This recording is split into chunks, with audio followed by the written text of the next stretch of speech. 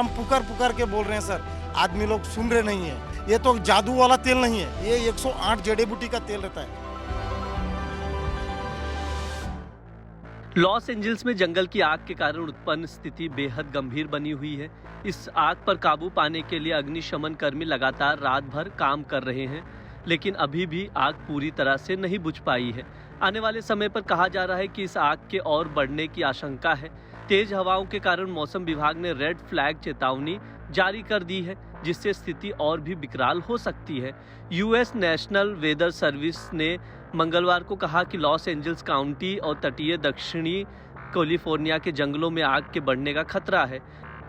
NWS के अनुसार जारी की गई मौसम चेतावनी का असर पहले ही दिखाई दिया था और तेज सांता एना हवाएं लगातार चल रही हैं। ये हवाएं आग को और भड़काने के लिए खतरनाक हो सकती हैं। लॉस एंजल्स और वेंचुरा काउंटी के क्षेत्र में इस दौरान विशेष रूप से उच्च जोखिम रहेगा। इस भीषण आग के कारण अब तक कम से कम 25 लोगों की मौत हो चुकी है और 12,300 से अधिक इमारतें जलकर राख हो चुकी हैं।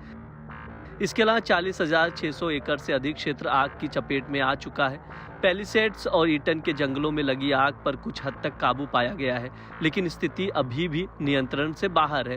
पैलिसेड्स की आग पर 17% और ईटन की आग पर 34% तक काबू पाया गया है।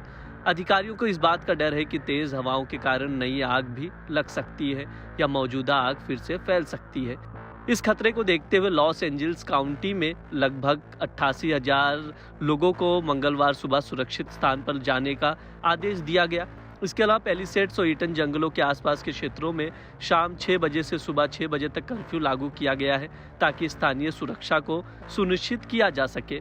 लॉस एंजल्स की मेयर कैरेन बॉस ने मंगलवार को एक कार्यकारी आदेश पर हस्ताक्षर किए, जिसका उद्देश्य आग से प्रभावित लोगों में पुनर्निर्माण प्रक्रिया को तेज करना है।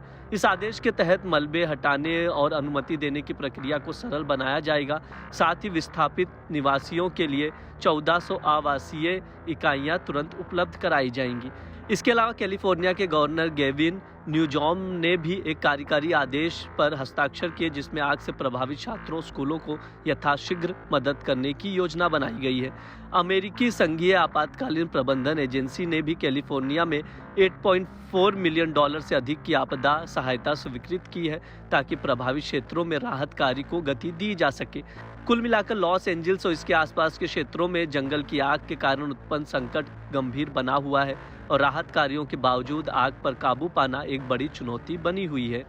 अब तक का जो अपडेट है उसके मुताबिक लॉस एंजल्स के जंगलों में लगी आग से लगभग 25 लोगों की मौत हो चुकी है। कैलिफोर्निया के गवर्नर गोविन न्यूसोम ने कहा कि ये अमेरिका के इतिहास की सबसे विनाशकारी प्राकृतिक आपदा हो सकती है, जिसने हजारों घरों को तबाह कर दिया है। लॉस एंजल्स के 2 हिस्सों ईटन और पैलिसेड्स में पिछले कई दिनों से आग धधक रही है। पैलिसेड्स फायर जोन में अब तक 8 लोगों की मौत हो चुकी है, वहीं ईटन फायर जोन ने 17 लोगों की जान ले ली है।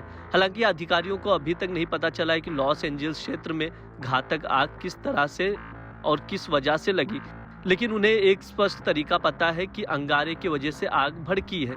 पिछले मंगलवार को शुरू हुई आग में कम से कम 25 लोगों की मौत हो चुकी है, जिसने 12,000 से अधिक संरचनाओं को भी नष्ट कर दिया है।